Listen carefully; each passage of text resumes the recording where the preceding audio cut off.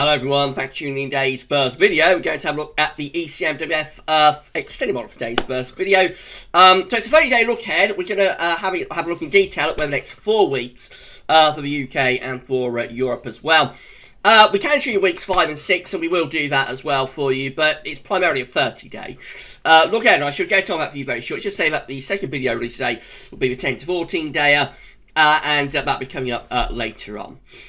So check out these charts yourself if you'd like to do that at ecmwf.int. Big thank you to them for supplying the charts. Right, let's start off then. This is the week 1 mean sea level pressure anomaly for the North Atlantic and for Northern Europe as well, taking us from the 8th through to the 15th of March. The coming week will be dominated by low pressure across Northern and Western Europe. There's a big trough of low pressure in the North Atlantic and around the UK and Ireland, bringing in a strong westerly jet stream that does push all the way over into northern parts of Europe. High pressure will be down through the Azores and in towards Spain and also North Africa as well as pushing up the eastern side of Europe.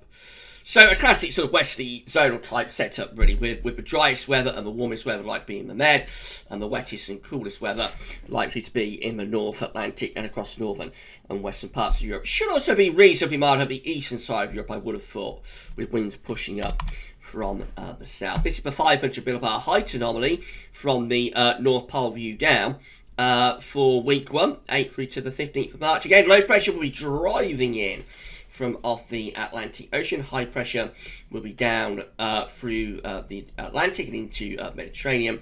And again, in comes that strong westerly jet stream. So it is an unsettled scene across most parts of central, northern and western Europe. The higher pressure will be down across southern parts of Europe in the week ahead. Temperature anomalies are a little bit on the cool side, actually. Now, where I've already been mildest up the east side of Europe, it's actually coldest there. So from like the Baltic down towards the southeast of Europe, generally cold and average temperature anomalies, especially so around northwestern parts of Russia and into the Baltic sort of states. So pretty cold through there. Bit on the chilly side, actually, down in towards Spain and Portugal as well, and through parts of France. The Mediterranean looks a little bit milder though. So the central bowl of the Med, from like Italy through to the islands of the central Med, generally coming out a little bit milder average through there. Greece and Turkey looking a little bit on the cool side. And out in the northwest, we've also got the UK looking slightly milder than average. It does tend to vary from area to area though. A lot of variability in the west. So many parts of the UK are going to be milder than average, but northern parts of France are going to be colder than average. The Low Countries, western Germany, is going to be milder than average, but eastern Germany and Denmark are colder than average. So it does vary from area to area in the west of Europe. Generally, the coldest, most consistent cold signal is in the east and in the northeast of Europe this week. And the precipitation anomaly, as you would expect, is quite unsettled for northern and western parts of Europe anyway. So from Ireland and the UK in the west all the way over to Baltic Sea in the east, we have above average rainfall. A little bit drier than average through northern parts of Scandinavia. And then down into the Mediterranean, large parts of Spain and Portugal are mostly dry. The central bowl of the Med is a little bit more showery into central parts of Italy, and then the southeastern part of Med through Greece and Turkey. There we're coming out drier than average as well. The wettest scene is obviously in the northwest of Europe, where we've got all of this low pressure coming in off the Atlantic. So around here, like through southern parts of Scandinavia, down into Germany, the Low Countries, northern France, Ireland and the UK, wetter than average through there. Right, that's week 1 done. Let's have a look at week 2. This is going to take us from the 15th through the 22nd of March. So this week is building higher pressure towards the west and the southwest of Europe. Lower pressure and the jet stream are being pushed northwards and then down into eastern parts of Europe. So the jet stream doing something a little bit like that, probably. It means that the driest and mildest weather is likely to be in the west of Europe, especially the sort of Ireland, probably the UK, probably France and down to Spain and Portugal with that ridge of high pressure. Scandinavia is likely to be rather westerly, and then cold weather is likely to spread down the eastern side of Europe, I think, with a dip in the jet stream within the 500 millibar flow. the week 2 500 millibar height anomaly looks like that. So again, backing up the idea of higher pressure ridging into the west and the southwest of Europe at the same time. Lower pressure is running down the eastern side of Europe. So there's low pressure in North Atlantic as well. So the jet stream would be doing something a little bit like that between the troughs and the ridges. Takes the coolest, coldest and most unsettled weather into the east of Europe probably. Temperature anomalies look like that. So definitely mild average across western parts of Europe. So again, right the way at west side from Spain, Portugal, North Africa, all the way up to Ireland and the UK, and even up to Iceland. It's milder than average. Not as cold as in week 2 as it is in week 1. Interestingly, despite that trough digging southwards into eastern parts of Europe, it is a little bit cooler than average, cold than average, especially from the Adriatic through the Balkans and over towards the Black Sea, although the Black Sea itself is a bit mild and average. Western parts of Russia, southern Russia a little bit cold and average there. Around the Baltic areas, it's a little bit milder than average there, interestingly. That's probably because we're bringing more of a westerly flow now. And down into Mediterranean, large parts of the Med look quite mild, so from Italy over towards Spain, Portugal, it's mild and average through there. Greece and Turkey quite mild as well. So this is clearly a milder week through most parts of Europe, although this central area and in towards the Balkans could be a little bit cold. Or could be quite cold. Whoops, let's just get the phone.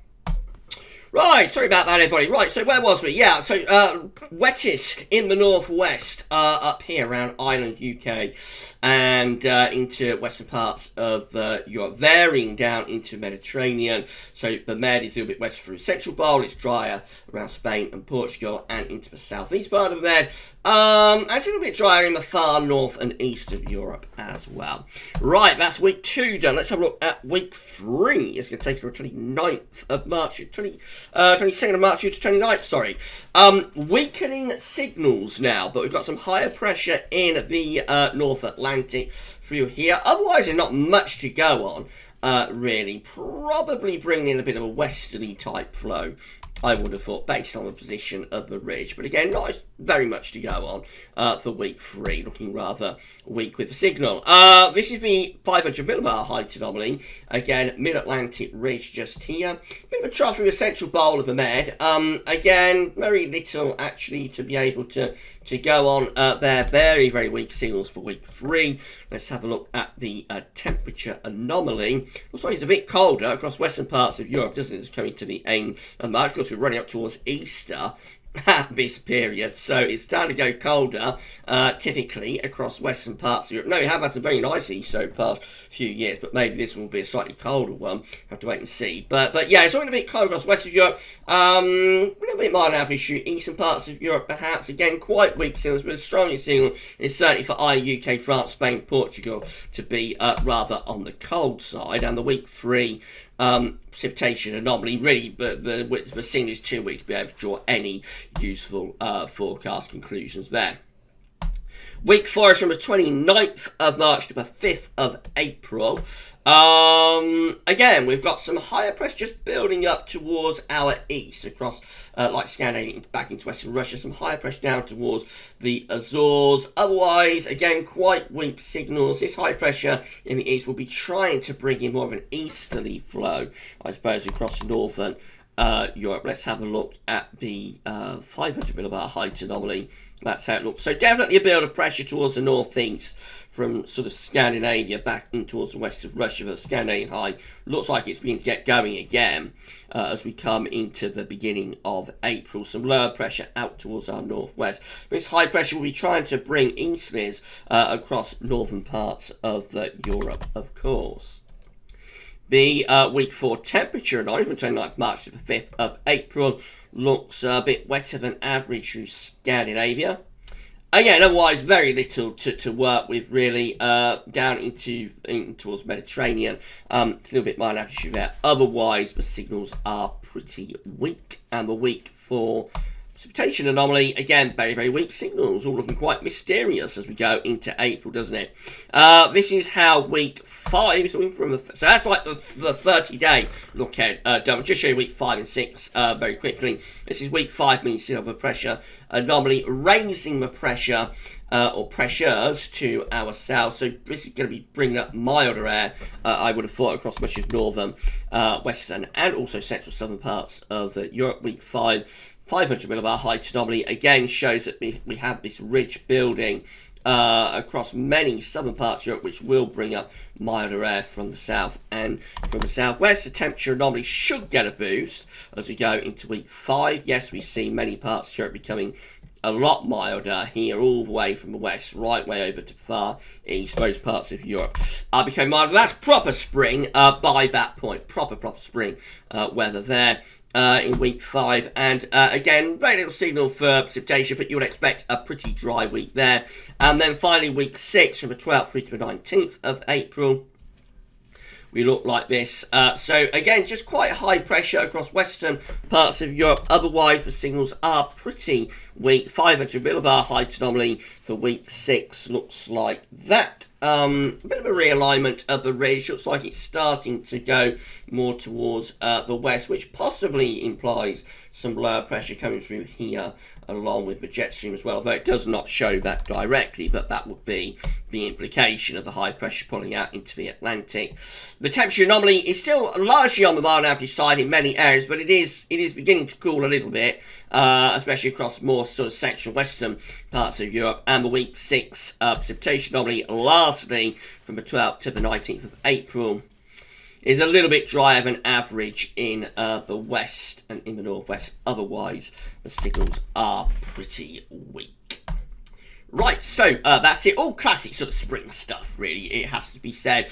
It looks like we're going to be seeing rather changeable conditions continuing through March and then into April. The signs are there, but we're probably going to proper classic sort of spring conditions as we get into April. Finally, right, that's it then for this. That's it for this 30-day look ahead. We're back later on. It contains 14 days, including all regular features, so come back to that then. For this one, though, that's all for now. And thanks for watching.